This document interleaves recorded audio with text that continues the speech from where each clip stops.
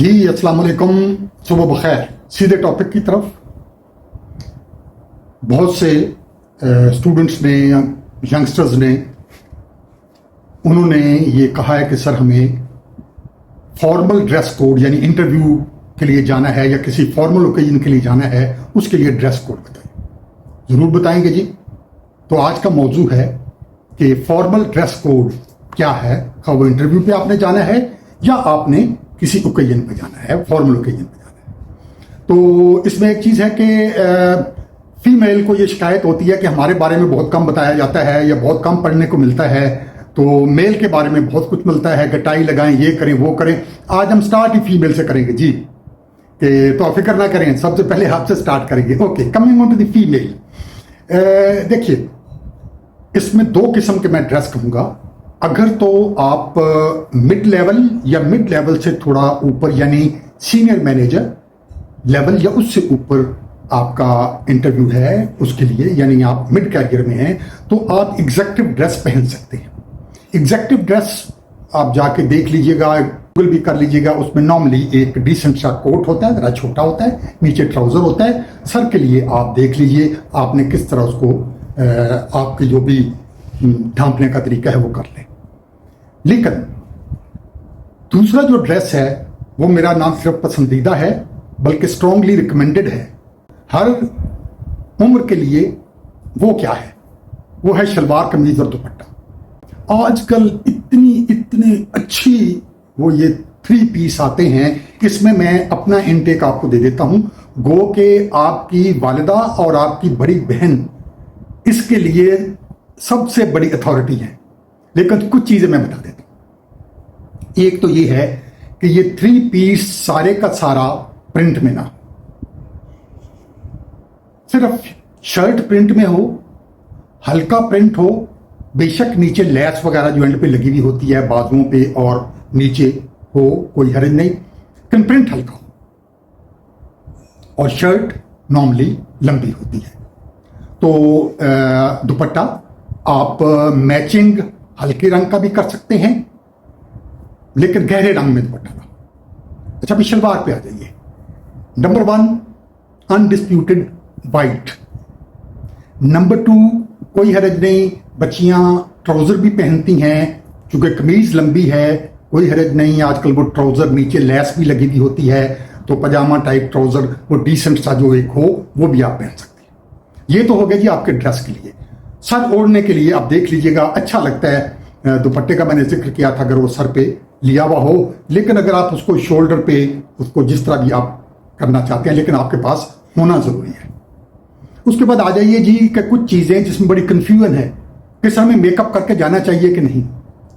मेरी राय, जरूर मेकअप करके जाएं। और कितना मेकअप?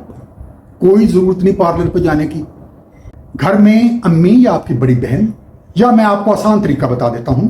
अगर आप रूटीन में 0 to 10 हम ले लेते हैं, 0 का मकसद, 0 तो खैर नहीं, लेकिन 1 या 2 का मकसद है, ऐसे लगता है कि हल्का सा कोई मेकअप या ना होने के बराबर है, और 10 का मतलब है दुल्हन की तैयारी। तो आपको जाना चाहिए 4 और 5 के करीब। Hope you understand that. और उसमें कलर्स को लाइट रखें। अच्छा, अभी आ जाइए एडिटिव्स के ऊपर।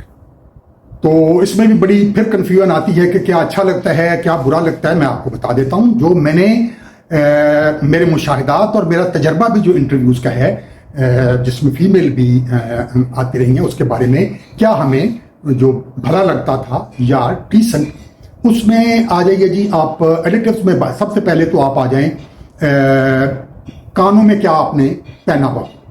देखिए, आजकल वो 3-3, 4-4 सुराख कराए हुए होते हैं। किसी में दिल लटका हुआ है, किसी में वो रिंग है, किसी में नीचे कुछ स्टार है। कोई हरज नहीं। बच्चियां हैं, ये बच्चियों के शौक है। वो कौन सा सोने के डाल रही हैं, वो भी तो आर्टिफिशियल हैं। लेकिन आपने फॉर्मल इंटरव्यू के लिए एक नीचे वाले कान में टॉप या छोटी सी बाली पहननी। बाली छोटी सी पहने तो और भी अच्छा। नेक पे आ जाइएगा, you can have a chain, और उसके नीचे एंड के ऊपर कोई डिसेंट सी चीज हो, कोई हर्ज नहीं। रिंग्स की जरूरत नहीं।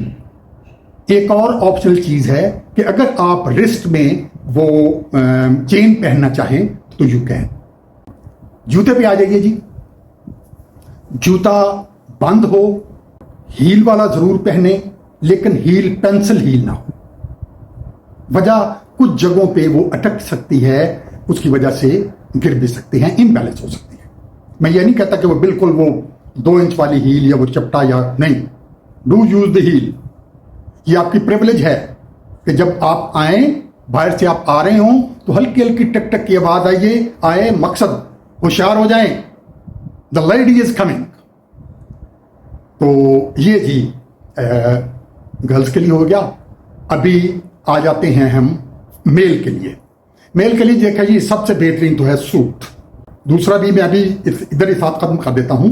दूसरा, हमारे सिस्टम में कोई हर्ज नहीं अगर आपने डिसेंट शलवार कमीज, लेट्स से सफेद कलर की अच्छी सी शलवार कमीज, हल्का सा उसको माया लगा हुआ हो, वो पहनी भी हो, और लेकिन फिर जरूरी है कि उसके ऊपर आपने वेस्ट कोट पहना हुआ हो बंद गले वाला। जूता हमेशा बंद जूता, और प्लीज इसकी वो चोंच से निकली हुई होती है नहीं।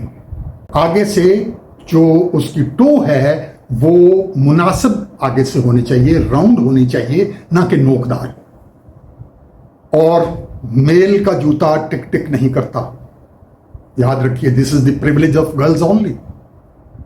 हमें नहीं चाहिए कि हम ठक ठक ठक ठक ठक करते हैं। हल्का सा वो करे तो नो हार्म, लेकिन कोशिश करें कि वो आवाज ना दे।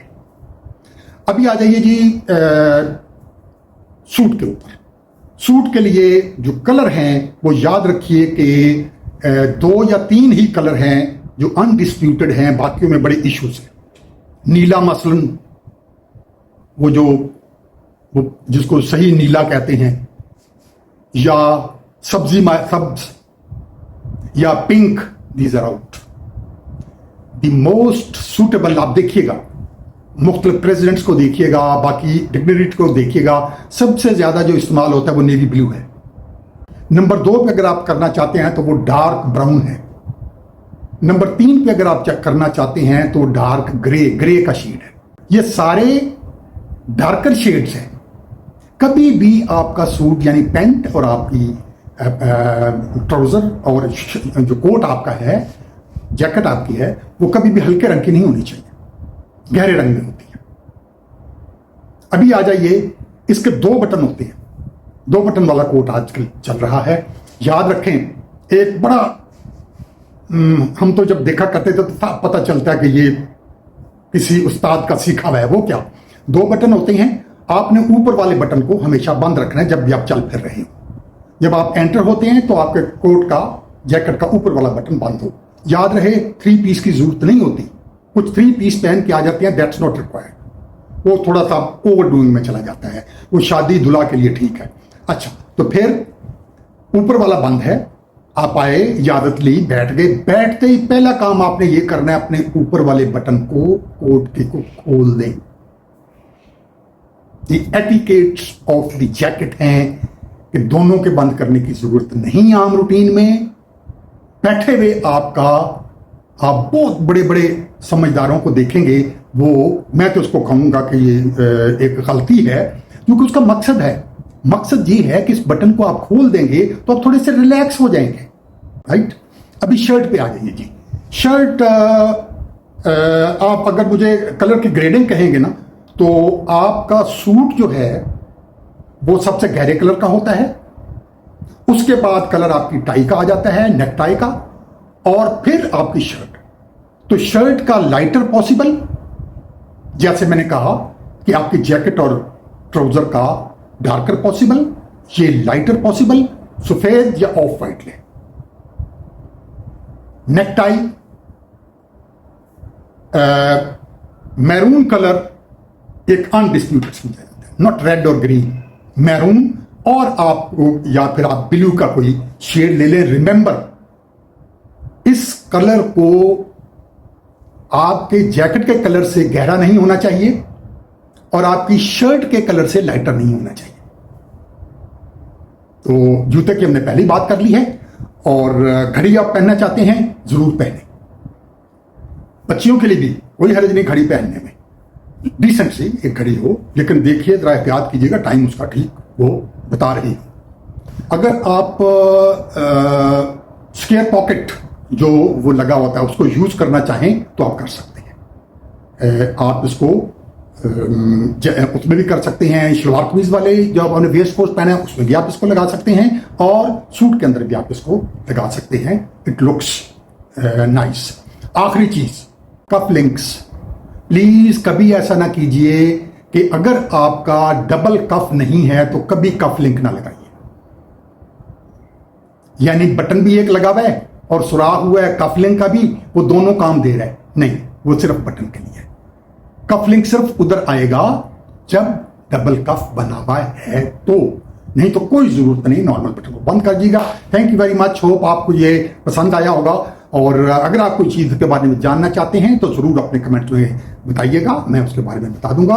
आपसे दरख्वास्त है कि अगर आपने चैनल को सब्सक्राइब अभी तक नहीं किया तो सब्सक्राइब कर लें। अल्लाह हाफिज।